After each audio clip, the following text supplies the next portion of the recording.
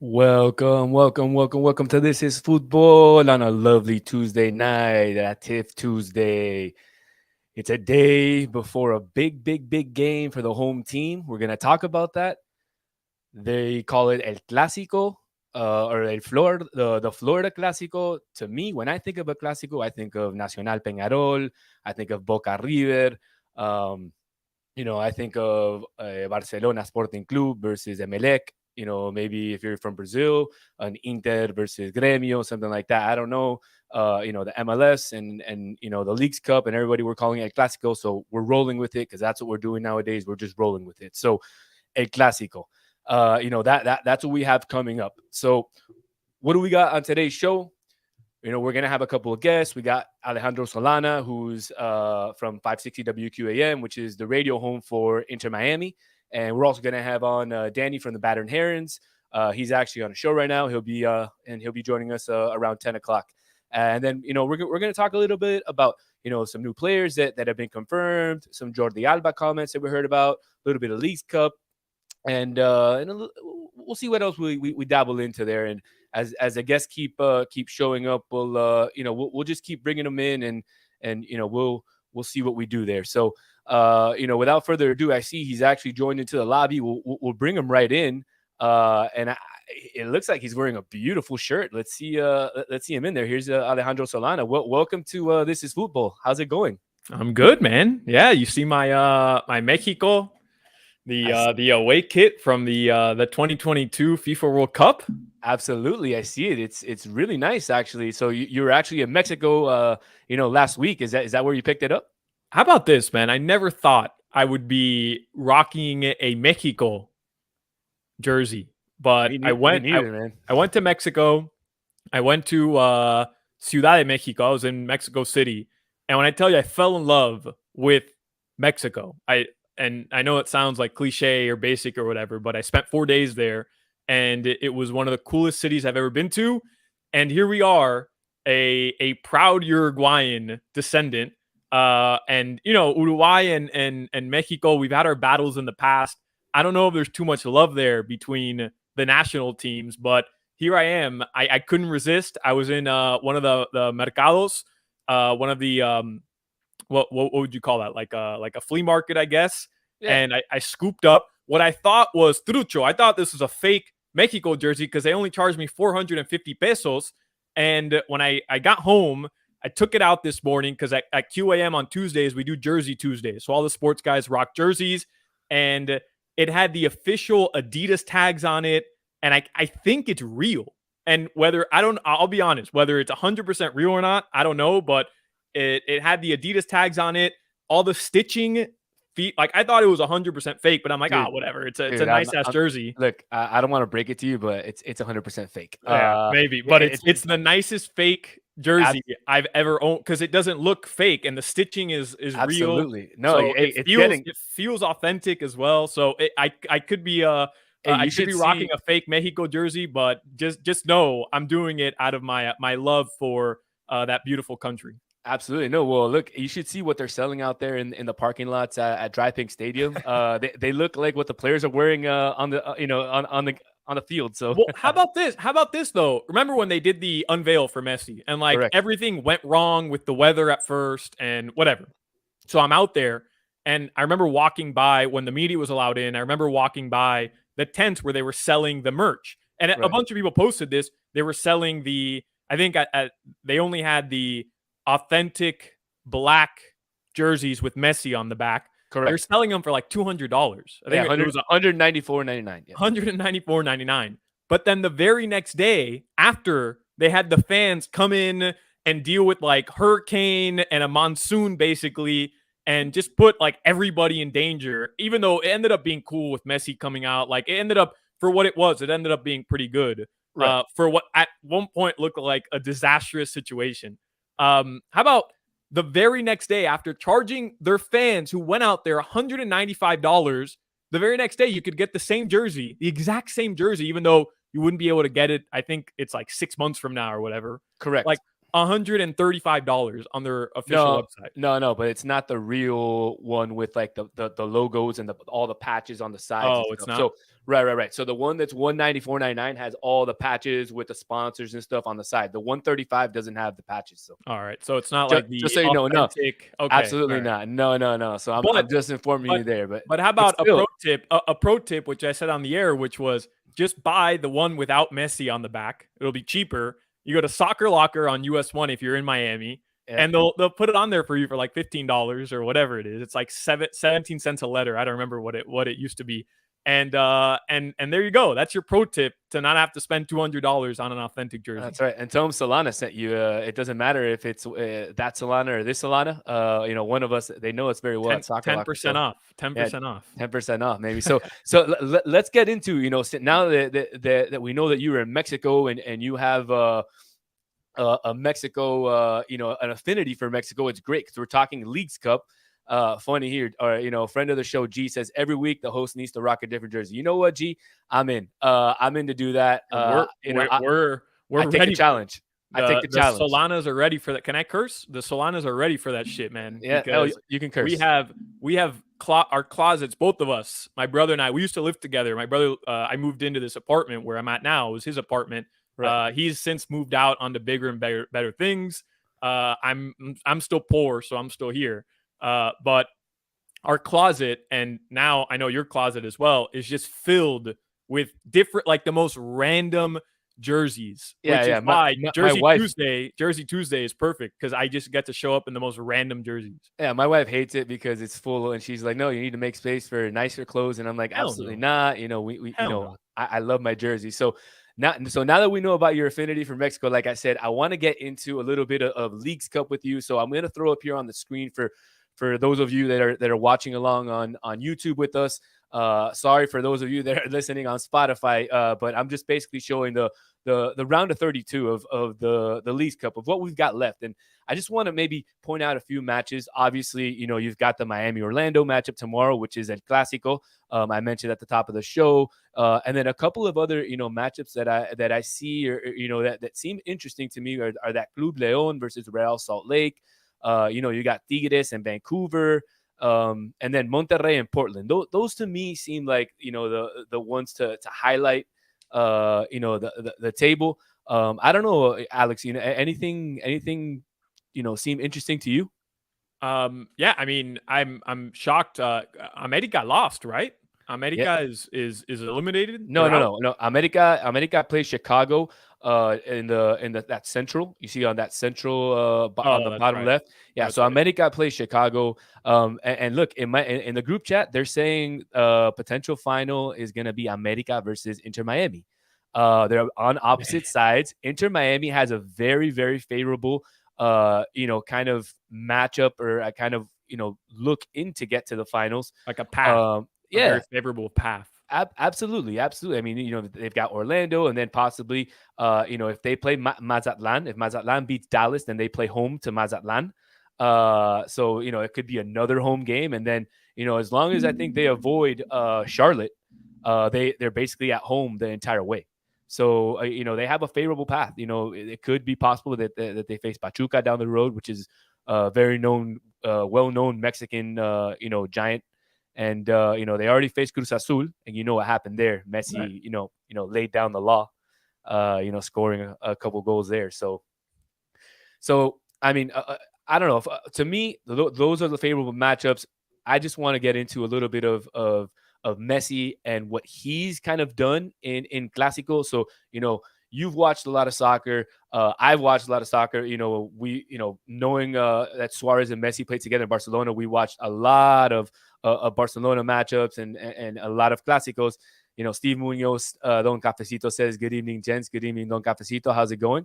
So like I said, we've watched a lot of Clásicos and both for Messi wearing a Barcelona kit and also Messi wearing the Argentina kit, because we watch a lot of the Conmebol and the Eliminatoria. So I just want to throw up some numbers and kind of just spitball back and forth, you and me, at what do you think about it? So while Messi was wearing a Barcelona kit, he faced Real Madrid 46 times. His team won 20 times. They drew 11 and they had 15 losses.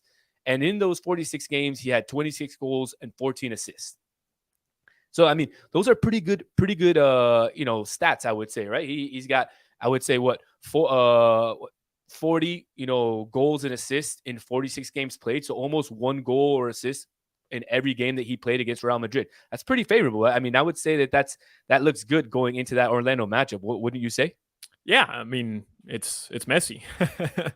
I mean, any way you break it down, it doesn't matter what we're talking about. We could be talking about, I don't know, Futbolito on Sunday. It's the greatest player of all time. So, look, in that first game against Cruz Azul, I was a little disappointed, truthfully, that he didn't start, but it ended up working out perfectly, right? It was the ideal situation. The fans who were there got to experience that moment of him jogging over to the half field line and then him being introduced.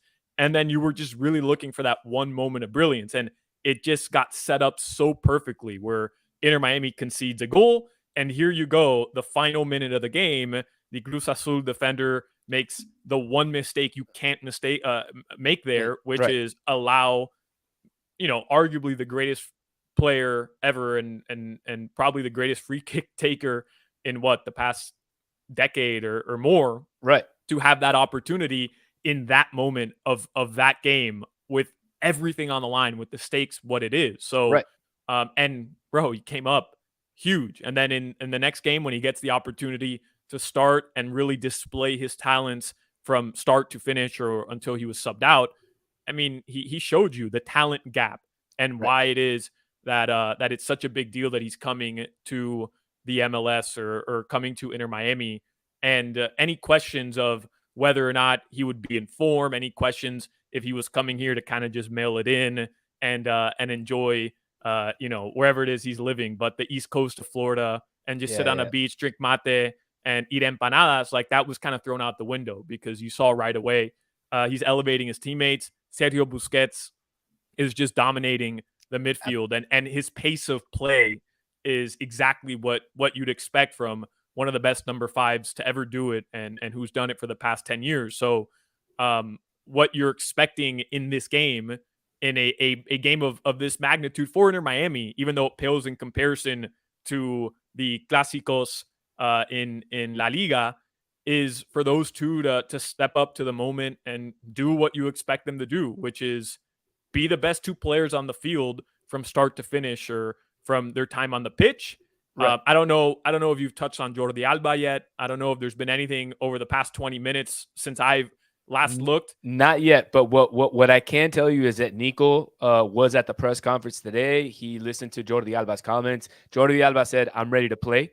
Tata Martino, said he wouldn't give any. He really wouldn't give any. I read Tata Martino's correct the transcript, so he really wouldn't give us any info. He didn't budge. And Nico's feeling is that he's going to get some minutes. It's just going to be really up to what Tata and Jordi, discuss. But I want to get back really quickly into the Clásico conversation, because I had a couple of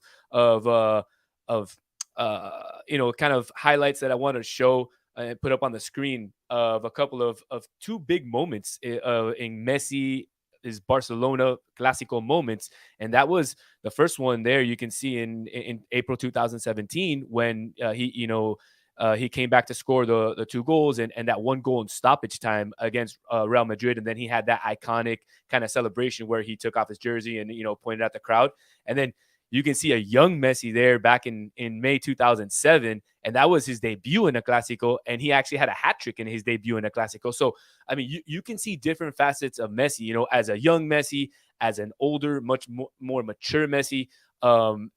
He's still coming through in the clutch, and I think that's the Messi that La Familia, and that's the Messi that MLS fans are looking forward to see tomorrow, as we approach this quote unquote Clásico against Orlando City. I also wanted to bring up, he did, like I say, he did play some Clásicos with Argentina against Brazil and against, Uruguay. I know some folks are going to make fun of me. Oh, the Uruguay is not a Clásico. It is.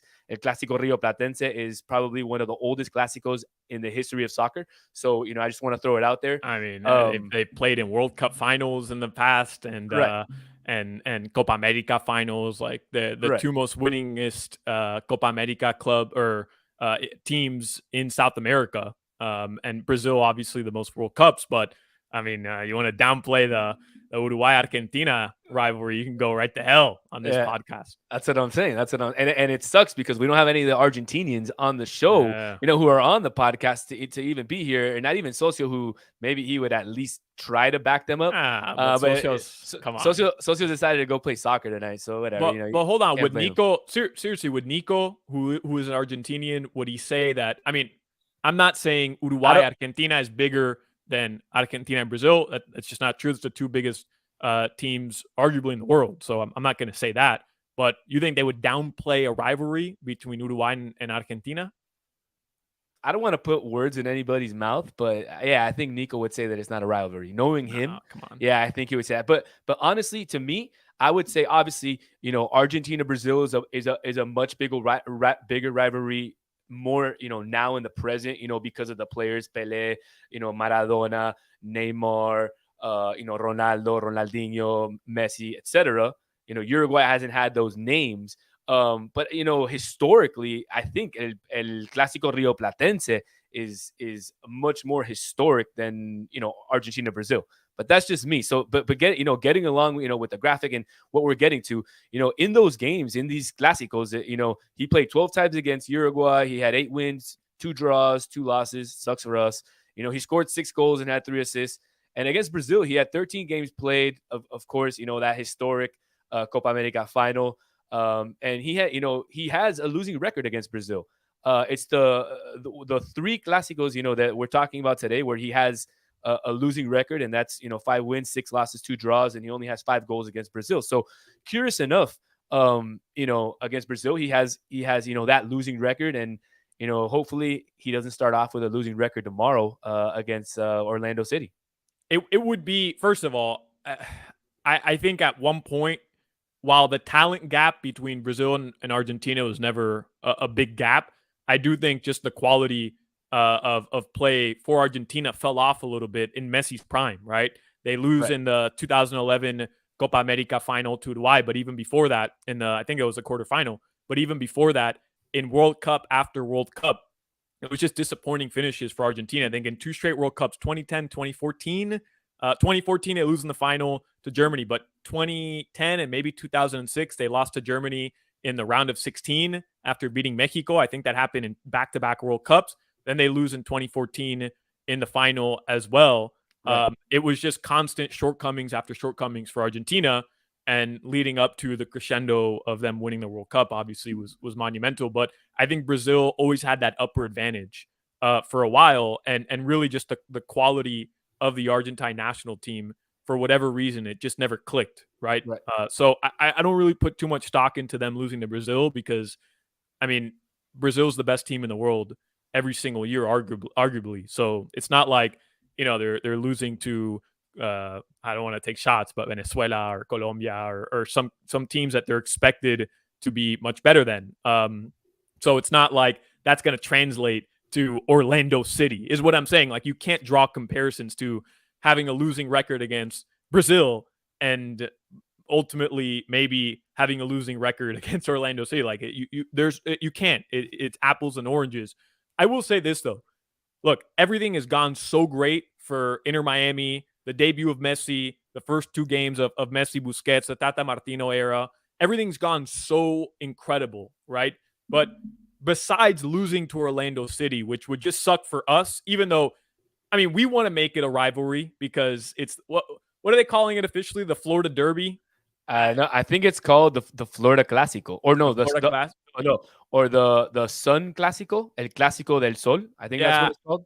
I don't know. I read today the Florida Derby on the Sun Sentinel or the Miami Herald. I guess it depends on who you ask. Well, I officially want to claim it as the Turnpike Derby, the Turnpike Derby, and I think that should be the name. That should be the name. But anyways, besides losing to Orlando City, which would just suck for Inter Miami fans, one, because they've kind of owned us a little bit, right? They have a winning record against Inter Miami. There was some success for Inter Miami at times, but for the most part, Orlando City has had the upper advantage. besides losing to your rival and getting knocked out in the first knockout game of this tournament, which would be a huge bummer. That would mean Miami wouldn't play again until August 20th. So you would go 19 days or 18 days without seeing Messi, Busquets, and Jordi Alba potentially, and this team again. That can't happen. Not just for us as fans of Inter Miami, not just for the rivalry between Miami and Orlando. That can't happen for the League's Cup. Like that can't happen, right? No. The idea of them being able to get in through this tournament, and let's be honest, the chances of Inter Miami, as excited as we are to see the MLS play, the chances of them making the playoffs are so slim. I mean, they would have to play near perfect soccer for the remaining, is it they have 12 games 12 remaining. games, right? Yeah, and we already know for sure Messi's not going to play one because Argentina plays that day, and he won't be there. So that game he's gone. So 11. And Charlotte, the last game, he won't play that one either because it's on turf. So 10 games with Messi. You have to be near perfect to get into the MLS playoffs, and you need other things to happen for you as well. So they have to take advantage of the Lamar Hunt U.S. Open Cup trophy, which they're in the semifinal, and they have to take advantage of Leagues Cup. Like, those are the two opportunities for Messi to continue to play, and for this, this dream scenario of Messi now being here, coming to fruition, really taking place.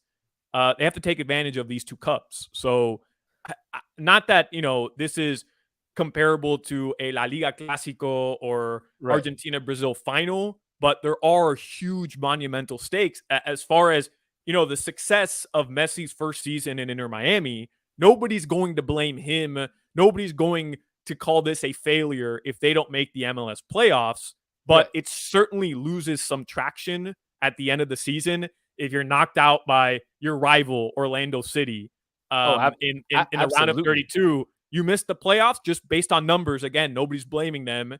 And if you don't win the U.S. Open Cup trophy, it's not a failure. I don't think anybody would call this a failure. You won already. Like, in the grand scheme of it, you won. Absolutely. But it would be disappointing, right, for the fan base and for the overall product that we're all looking forward to watching time and time again.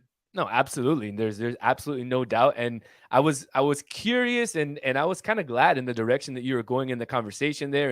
And G there kind of mentioned, hey, is there you're saying that there's a conspiracy. I mean, I don't think that's what he's saying, but I was going to ask you, as from one Uruguayan to another, not from one brother to another, not from, a guy who does a podcast to a journalist. No, this is from one Uruguayan to another. Are you saying that if there's a possible penalty, and it needs to get called, they'll call it? I'm just no joke though. No joke. Would it surprise anybody if late in the game, Inter Miami is down 1-0 or whatever, 3-2? They're down, and there's a foul in the 18 box, which would be considered a penalty, and the officials have a less conservative whistle than they typically would at that stage of a game, right? Because usually later in matches in soccer, and this is worldwide, typically, again, I'm not trying to speak in generalities, but typically a ref is less likely to blow a penalty, to call a penalty late in the game because of the magnitude of that moment. Unless his name's Messi, right?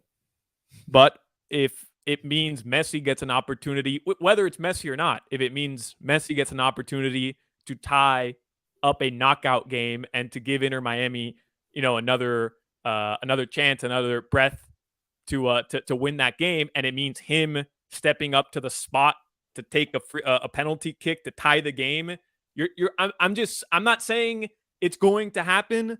I'm just telling you, I don't think it should shock anybody if that were the case. Absolutely not. Absolutely not. I want to get your opinion on one more thing before I let you go and we get our next guest up in here. And that's a little bit, there wasn't much of a rivalry, dating back in this, Orlando, Miami, whatever. We want, and that's what I was getting at. Like, we want it to be a rivalry because correct. That's how you grow fan bases, right? Like that's why the NFL has had the same divisions going back to the 1950s. It's not really, especially nowadays where traveling is so easy for these mega billion-dollar organizations. The reality is you have these divisions to create passionate fan bases that dislike each other so that it grows interest in X matchup that you have twice a season. So that's the idea here. You want there to be some sort of serious, legitimate rivalry for Inter Miami. And when you're not making the playoffs in the first 3 seasons of your franchise's career, it's hard to develop rivalries and to develop a passionate fan base interested outside of, the mega supporters. Correct. Because you're just watching regular season games that in the grand scheme of things don't matter. Yeah, well, funny enough, they did have issues with attendance, the prior couple years. This year, 0 issues. I can tell you, I've been to almost every single game. I tell you, I've been to almost every single game, and it's been a packed house at every single game that I've been at. Even the weekday games. So I know the prices are high, but the fans you're still going out there. I don't know if you'll be out there tomorrow. I'll be out there. But like I said, just to get your opinion on a quick thing that I saw in social media. So it looks like maybe some Orlando City fans kind of threw some purple paint on a Vice City mural or something.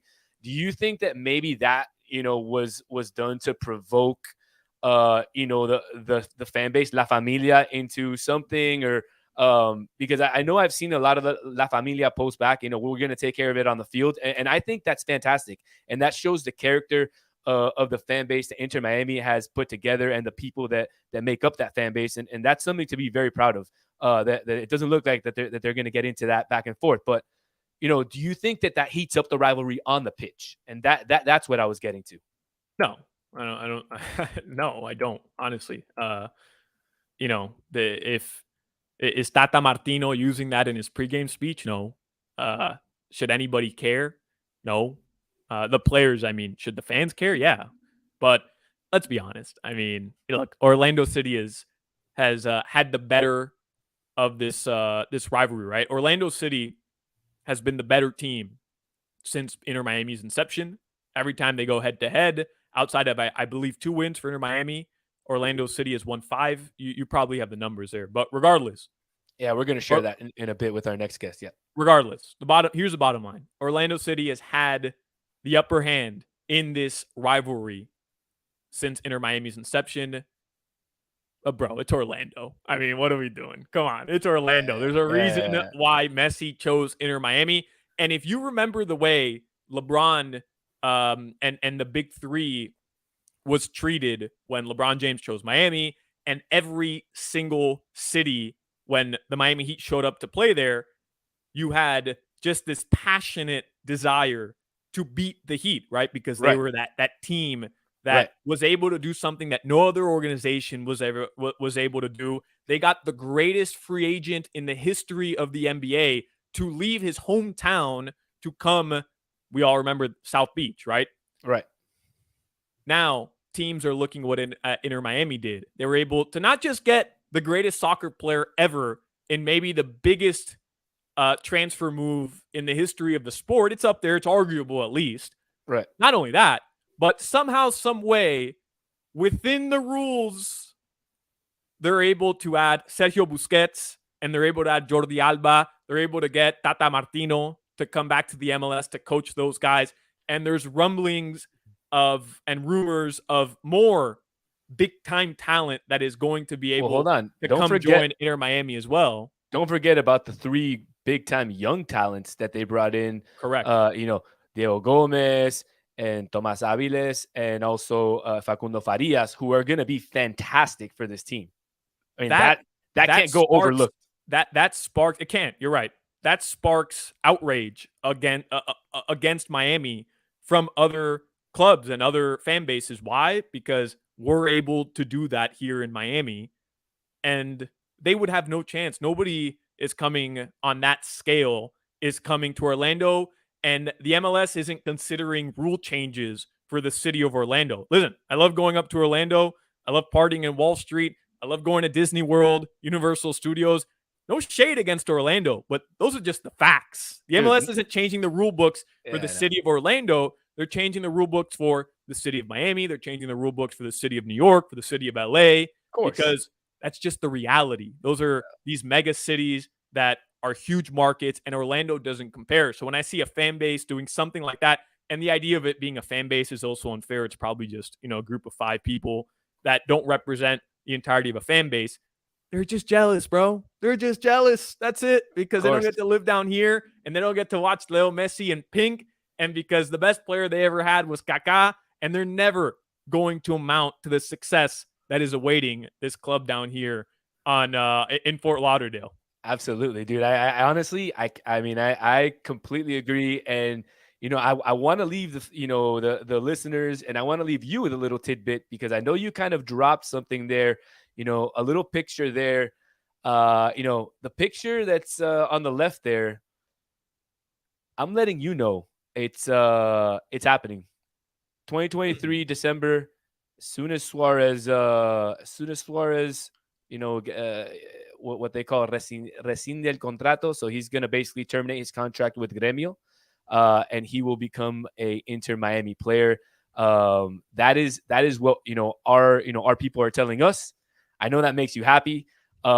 Me personally, I've never seen him play live, so you can guarantee I will be at every single game. I don't care what I need to pay to see him live, but I will be at every single Suarez game. Bro, I mean, to me, second greatest athlete of my life. Dwayne Wade, and then Luis Suarez. But I will say, yes, the Solanas will cry. As the commenter, as Frankie says, if Suarez joins Inter Miami, there will be tears.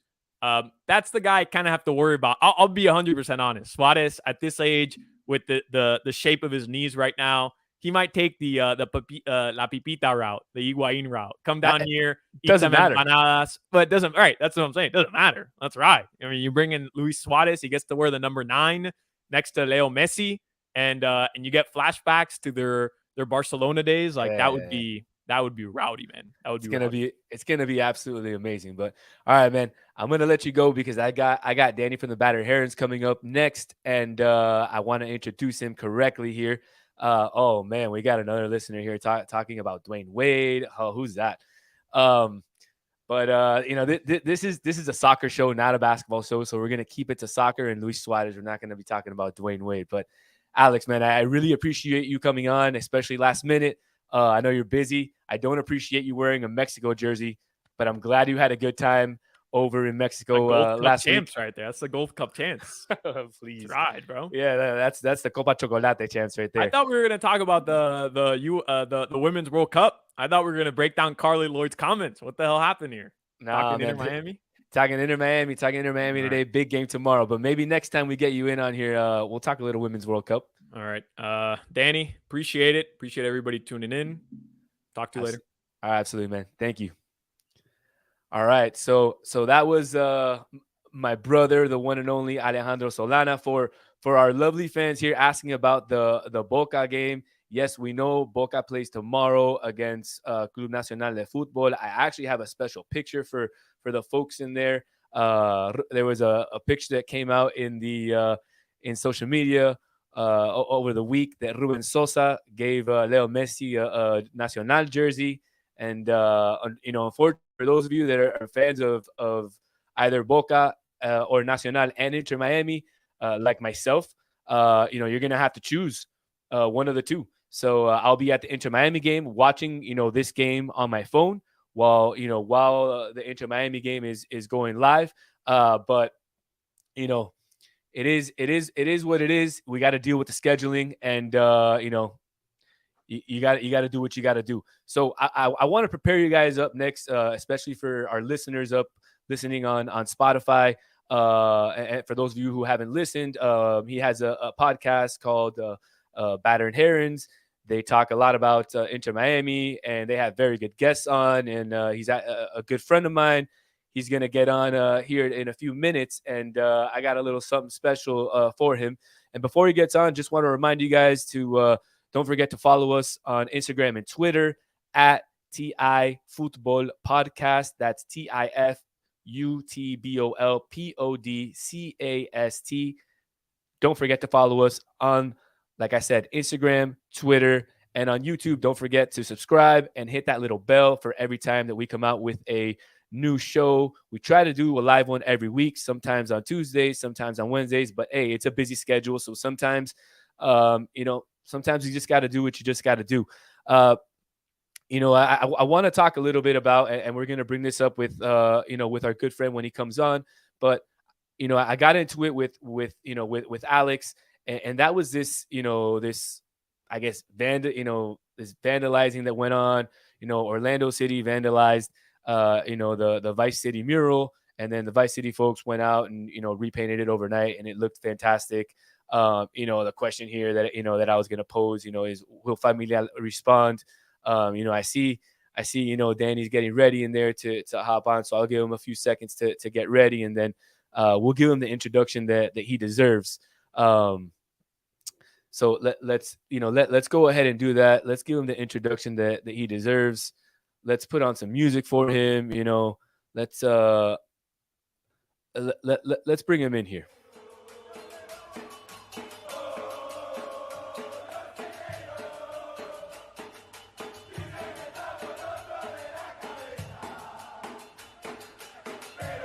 What's up, buddy? What's going on, man? How you doing? Sorry I'm late. I ran a little late on another show that we were doing at 9 o'clock.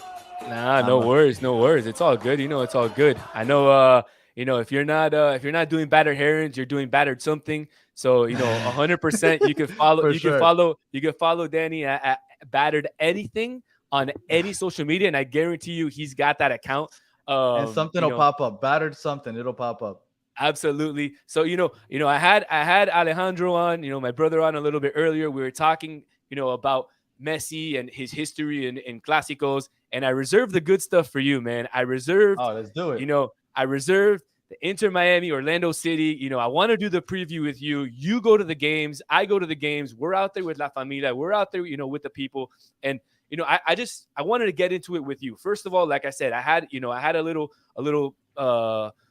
thing up here, a little image up here with, the mural that was vandalized, last week, and I was wondering, will La Familia respond? And, we talked about it with my brother. And, I said that, over social media over the last, week, I saw, a lot of folks saying, we're going to take care of it on the pitch. And that was, that's fantastic. And I was happy that was the way that they were responding to this. And, it's freaking awesome. Like, we have an awesome fan base, super respectful, and it shows the character that this team and that this, organization and fan base has created. And I kind of wanted to get your thoughts about one, what and who might have done this, or why they did it or whatever. And two, what are your thoughts about how the fan base has responded so far? Well, a couple of things. We had an Orlando fan on our show last night, and he's part of the supporters group. I think they call the Ruckus or something like that. He says that absolutely nobody has taken ownership. So because of that, supposedly all Orlando fans believe that it wasn't anybody there. I don't know if I believe that, just because who else is going to throw purple paint on this? They said that they believe that maybe it was somebody from Atlanta, or maybe the Messiahs, because there was like a fight after the game last time, and maybe they're beefing or by themselves again with the supporters of Vice City because they only threw the paint on Vice City sign. I don't believe any of that. I think it was somebody from Orlando. Maybe it was somebody that just people just lives down here, maybe, right? Do things, yeah, and they could just do things themselves. Like, just because I decide to go and do something to the Orlando Stadium doesn't mean that Vice City came and told me, like, yo, can you guys do this for us? No, I just don't like Orlando, so I kind of wanted to fuck up their stadium. Like, that's just what I felt like doing. So absolutely. I think that it was an Orlando fan. Everybody that's Orlando fans are saying that it wasn't us. I'm pretty sure it was you guys. You guys just don't know who did it. And whoever did do it is too scared to say who it was, because they know that there'd be repercussions if they show their face. Absolutely. No, absolutely. So I wanted to get in. So getting away from like the drama and all that, I kind of wanted to get into the history of what, Inter Miami versus Orlando was. I'm going to throw up something up here. And as you can see, it hasn't been very, very favorable for Inter Miami in the past versus Orlando City. We see 3 wins, a couple ties and some losses. And, obviously that US Open Cup 2022 loss in penalties, right? So, I mean, it hasn't been very favorable. Now, Inter Miami has the best player in the world. He brought his buddy. He brought his other buddy. They're loading up. Does what I showed, that graphic that had, the wins and the losses, that have anything to do with what's going to happen on the field tomorrow? No, it's a different team completely. And I think that the record might be a little not overblown because they won. So it is what it is. But one of those, remember, it was a random Damian Lowe own goal in like the 90th minute. So yes, technically they got that win, but like they didn't outplay us that game. Damian Lowe at that moment had a great game up until that point. The penalty kick shootout against in the U.S. Open Cup. I'll never forget that Bryce Duke penalty kick. That's when I was like, man, this kid can't finish. He can play with the ball on his feet, but he can't finish. So I understand that they have a favorable record, but it has nothing to do with what's going to happen tomorrow. And in reality, like they haven't necessarily dominated us. Every game has been decided by one goal. It's been either 2-1 or 1-0 outside of the last two games, because the last two games was or when we beat them 4-1, and then this season they beat us 3-1. Outside of that, it's been all one goal games. So it hasn't been necessarily a blowout. It's always tightly contested. So I think that the past has nothing to do with what you're going to see tomorrow. Now, it's funny that you bring up the past, and I'm going to bring up, again, a couple graphics here. And it's, it's the history of the past, of basically how is Orlando getting to El Clásico. And you can see here they had, a couple of, wins, a couple of draws, a couple of losses. They're coming off of a, win to Atlanta, a win to Houston, and again, a win to Santos Laguna. Whereas, I threw up the Inter Miami, and, we know the past. It doesn't look good until, Tata Martino gets here. And we had, one rough game against St. Louis, and then, Messi arrives and complete magic. So obviously, both teams are taking different paths to get to, to this Clásico. But am I wrong to say that to me, Inter Miami, it feels like Inter Miami is coming into this Clásico with more of the momentum than Orlando?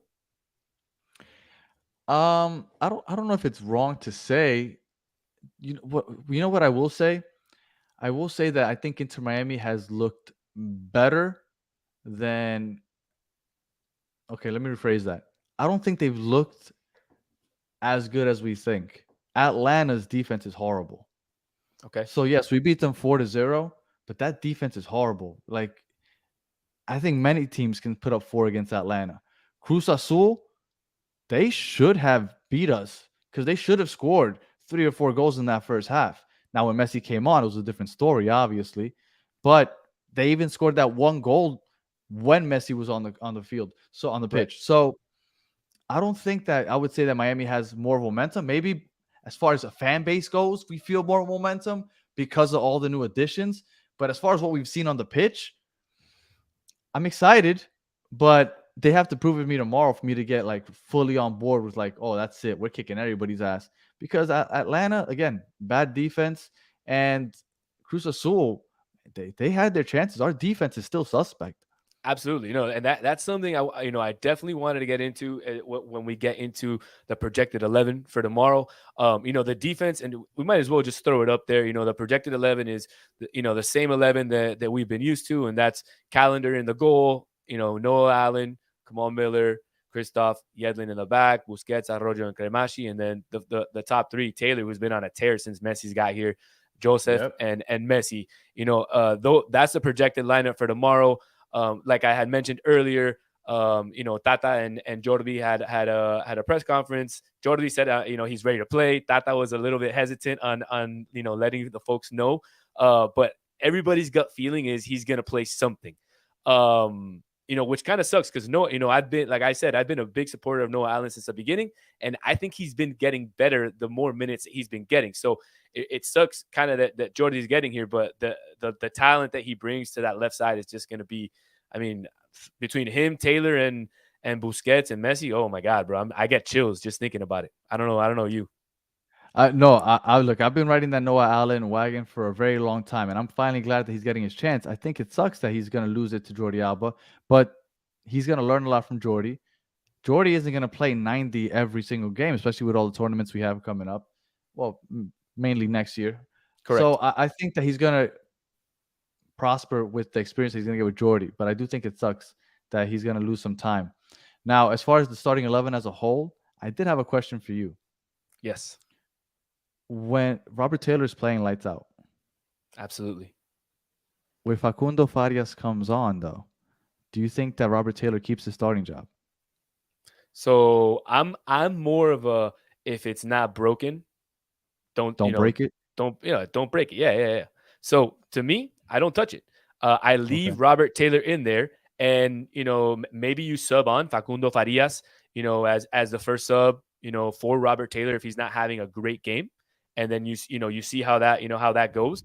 But I wouldn't touch it. If it's not broken, I don't touch it. So I stick with Taylor. I think he's been probably he's been the best player not named Messi and Busquets since their arrival.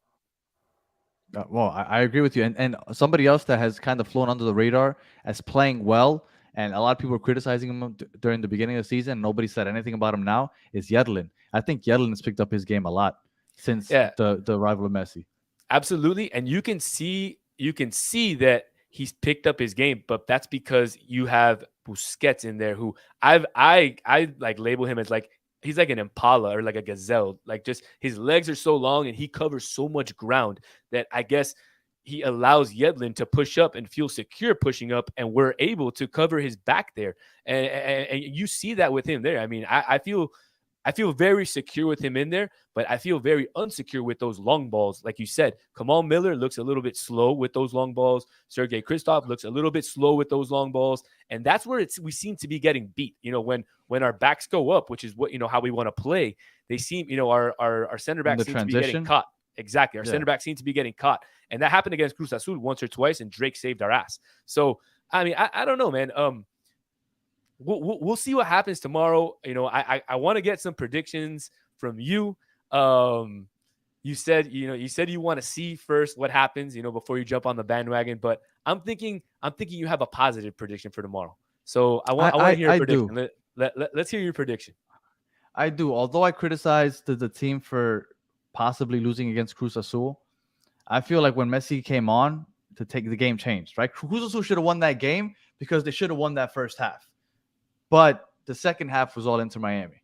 So because of that, I think Messi, obviously, and Busquets made a huge difference. Obviously, the Atlanta game, you beat who's in front of you. They dominated Atlanta. Although they scored that first goal that got called off in the first minute and a half or whatnot, Atlanta got dominated by Inter Miami. Yep.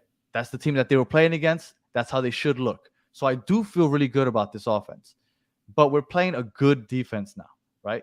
So I want to see them beat convincingly a Orlando team. Now, I do think that we're going to win. I'd say 2-1. I can't imagine us keeping another clean sheet. I really can't. Almada, I don't know how he took that horrible penalty kick, but I give Drake credit for blocking it. Absolutely. Yeah, it was terrible. So, I mean, he kind of kicked it to the middle, but yeah. Drake picked the right side. So, right. So, I think that we can't keep a clean sheet, but I do think that we're going to win, and I say 2-1. We win tomorrow. 2-1. So I was actually thinking a little bit more. I was going for a 4-2 Inter Miami win. Okay. That's what I'm thinking. Yeah, I'm thinking a lot of goals. I don't know why. I'm just feeling a lot of goals. So Messi hasn't had much success against Calesi. I know that. And that's a stat that I was looking up earlier. And I don't know, man. To me, I think tomorrow's the day where he might put a couple in the back of the net. I tweeted you guys last time because you guys are making fun of or you guys are talking to Nico about 1 goal in 1 game, and then I saw Chris tweeted out a stat, 2 and 2, and I said, are you asking for 2 goals in 2 games? And he did it. So yeah, maybe you guys should tweet out 3 and 3. So maybe he can get the hat trick tomorrow. Well, we were saying, and I know what you were saying, but what we were saying is that 2 games, 2 goals. 3 games now it would, but he already has the 3 goals. But a hat trick would be insane because you kind of feel like, okay, after the first game, how do you top that? He didn't necessarily top it, but it was there, scoring 2 goals in the first 22 minutes. Like, okay, it's still a story. It's still a big deal. How does he do game 3 to kind of top everything that he's done so far? Yeah, I guess a hat trick would be the way to go. Now, if he does that, I'm gonna lose my mind because at that point, Do you think I'm crazy for saying that the playoffs aren't completely out of the question? No. Is it crazy that I'm on your side? I believe you. Okay, good thing, because I see Steve Munoz's name on here, and Steve Munoz loves to call me delusional every time I bring it up. But I think it makes complete sense. In our group chat, we're talking about a treble. Okay, well, you know what? I think a lot of people are talking about the U.S. Open like it's like almost like a done deal, but I think a lot of people are discrediting how good Cincinnati is. Like Cincinnati's a good team, and we're playing in Cincinnati. Now, don't get me wrong. I know that the players that we're bringing on the 23rd of August, I get it, but that's rough. And one more thing, I don't know if you guys had looked into this. August 19th is the final for the Leagues Cup. Correct. That Cincinnati game is on August 23rd. Correct. Okay, so do you run There's Messi another out there game 90 minutes? There's another game in between there too that they're gonna have to reschedule. They would have to move. Yeah, they would have to move that for a weekday. But so do you run them out there 90 minutes in that final for Leagues Cup? Probably, right? Because you have an opportunity at a cup, and then you run them 90 again 4 days later. Absolutely. I know that we want to see that, but Busquets, you think he runs out 90 minutes twice in 4 days? No, maybe not. But maybe he gives you 75 and 75. You also have to see who the opponent is, how the game is going. So maybe you might not need them 90 minutes. So that's something that you also have to think about. So, like for example, in the Atlanta game, they probably could have came out 10 minutes even earlier than what they did. Yes. But they didn't. So you have to start thinking, the later they get into the tournament and, the more games they start accumulating, Tata's going to start messing, with their minutes. And, I'm sure Tata and Spo are, they have the, that connection where they know how to rest players in certain days and all that and let the team win anyway. So they got that Miami connection going. So the best two MLS teams on the other side, right? The other side of the bracket. Yeah. LAFC, there's a chance to make it to the final. That's correct. Cincinnati. There's a legit chance that we could play Cincinnati for the Leagues Cup final on August 19th and then play them in the semifinals in the U.S. Open Cup in Cincinnati. There's like a viable chance that you have two huge games against the best team in MLS. So I think that the treble would be awesome. I think that Leagues Cup and U.S. Open Cup, I think one of those is what we're going to hopefully get. And I think we'll make the playoffs, but I don't know how far we can go. But I'm okay with just one trophy this year. Yeah, I think one trophy, to me, one trophy is a success. Making the playoffs would be a dream season, an absolute dream turnaround. Yeah, sure. And even Apple if TV you don't, making a documentary already. Absolutely, man. We're all on it. Trust me. So, I mean, yeah, absolutely. I think definitely one trophy, like you said, is a success. Two would be fantastic. Three would be the dream, and just making the playoffs. I don't think you're delusional for saying that. So if Don Cafecito's in, still, watching or whatever, hey, don't hate on Danny. This Danny thinks the same way. I don't think it's impossible. Although, one thing that is interesting. So, Messi would only play 10 of the 12 games. Because one is in Charlotte and one he would be on international duty with Argentina. So he would miss 2 of the games, considering he wouldn't miss anything else. So that's 6 out of the 36 points that he wouldn't be available. Well, I think he might miss 3 games because he's gonna miss the KC game for international duty. Oh, okay. Then the following week is in Atlanta. Do you see him playing on turf? So apparently they're changing. Yeah, they're changing to grass. Yeah, so they need to change anyways to grass for the 2026 World Cup. So they're already going to change apparently. So that's what the rumor is, that they're going to change. Every team who has turf is going to change except for Charlotte apparently. I haven't heard anything about New England, but I know that there's been rumblings in social media saying, like Robert Kraft won't change. Trust me, if it means that Inter Miami is going to play against New England, the MLS will do whatever they need to do to make sure that Messi plays that game, and they'll change whatever they need to do. They'll change the venue, whatever needs to happen. Messi will play a playoff game. There's no way he won't play a playoff game. Well, and now that you bring that up, and this is my last question for you real quick. So I said he's not playing the KC game for international duty. Atlanta, you said that maybe they'll go to grass, so maybe he plays that game. Mm-hmm. Then the last game you said that he wouldn't play would be Charlotte because it's turf. Correct. Now, here's the thing. Obviously, we're in last place in the East. So we have a lot of ground to make up. So Yeah, if 12 we points. make the playoffs, it's going to be something that happens in the last 2-3 weeks. Correct. Yeah. Charlotte, it could be a decision day, last match of the season. Last match of the season is in Charlotte. I know where you're going with this. Because I watched the show last week. Ask me the question, baby. Ask me the question. If it's win and you're in for Inter Miami, and if you lose, there's a possibility you don't make the playoffs. Is Messi suiting up and playing on turf to close out the season? No, absolutely not. Wow.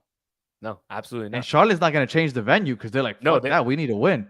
Yeah, they already said they won't change. They won't change the grass, and they're not going to change the venue. So, the last game will be on turf, and we'll have to, Inter Miami will have to have been qualified, or they'll have to do it without Messi, which I think is possible. Maybe Busquets maybe will play, and maybe Jordi Alba will play. Well, that was going to be my next question. The young guys are going to be available. So, I mean, you'll have a Facundo Farias that that could be able to slot in.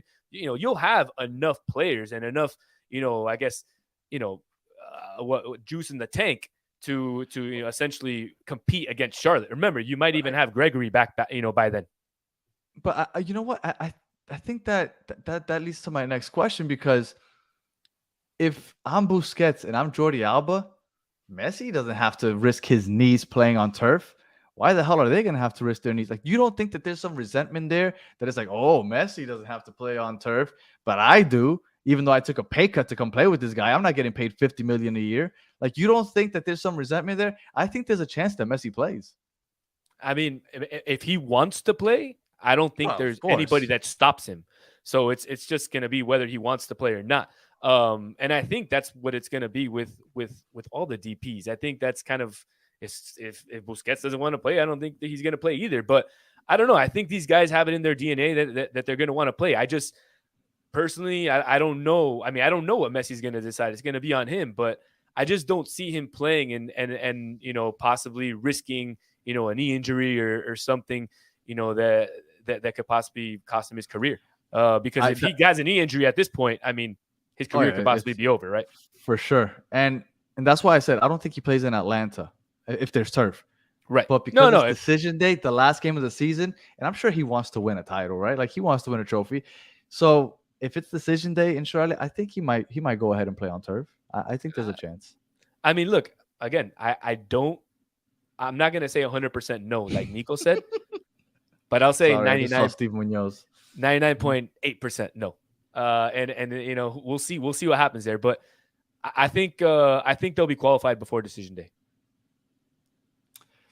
I think there's a chance. I mean, I don't want to say for sure, but I do think that there's a great chance that they make the playoffs. And and I get it, Steve, that there's no resentment for not having the burger and the hot dog. I get it. But I mean, when I'm risking my career by playing my knees on turf, I think it's a little different. So I think there might be some resentment there. I think Busquets is getting something at Marlins Park. I saw him throwing out a first pitch.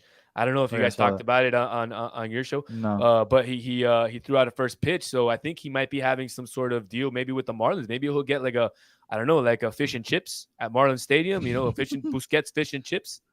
You never know, man. Look, that would be pretty awesome. With some cod from Barcelona. There you go. You never know, man. I'm not into seafood. Sorry, you missed me on that one. All right, man. So I'll let you plug in. I'll plug in, your show there and everything you do, because it's fantastic. So go ahead, man. So on Monday and Wednesdays, Battered Herons, Chris and I are live at 9:00 every Monday and Wednesday. We're not reporters. We don't really report any news. You're not gonna get anything insider. We just, from a fan's perspective, we usually try to have guests on that have some insider perspectives or reporters or whatnot. But we're just there to have fun and just talk a lot of crap about the fans' perspective of being an Inter Miami fan. We call ourselves Battered Herons because we feel battered up until now, right? The first 3.5 years have been pretty bad, but things are looking up. So that, and then if you are into any other sport here in Miami, at least, you put up Battered. We got Battered Marlins. We're going to have Battered Heat. We have Battered Dolphins fans, which I was just recording before I came on here. So look us up. And if you are into any other sport, Battered, something's coming your way also. So find the Battered Network wherever you are. There it is, man. The Battered Network. Danny, I appreciate it. Damn, man, I'm messing around with your names, man. See, you plugged Chris there, and Bro, I'm Danny, Chris. I'll see you guys tomorrow, both of you, right? Well, Chris, I don't think he's gonna make it because it's his wife's birthday, but I'll be there.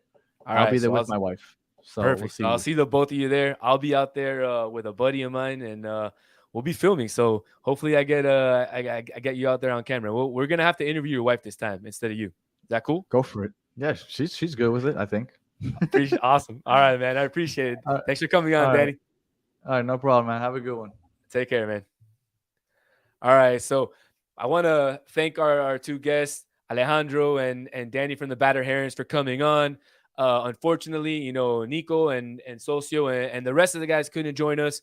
Nico was out there at the stadium with a late meeting with his fellow coworkers at Tulane, so he couldn't make it to today's show. And Socio, like I said earlier in the show, was playing soccer. He decided playing soccer was more important than joining his buddy over here. So, thank you once again to our fans for joining us, our followers. Go ahead and, if you haven't yet, go ahead and subscribe. Hit the subscribe button, hit the little bell icon, and that'll notify you when we come out. Unlike, our guests, we don't come out with episodes on a consistent basis. We're going to try to get to that. We're going to try to come out maybe every Tuesday again. Let us know what you think is a good day for all of you. And if you haven't followed us on Twitter or Instagram or on Spotify, you can follow us at TI Football Podcast. That's TIFUTBOLPODCAST. For the rest of my friends here at This Is Football, this is Daniel signing off. Tomorrow, Inter, Orlando City. Inter 4-2. We're out.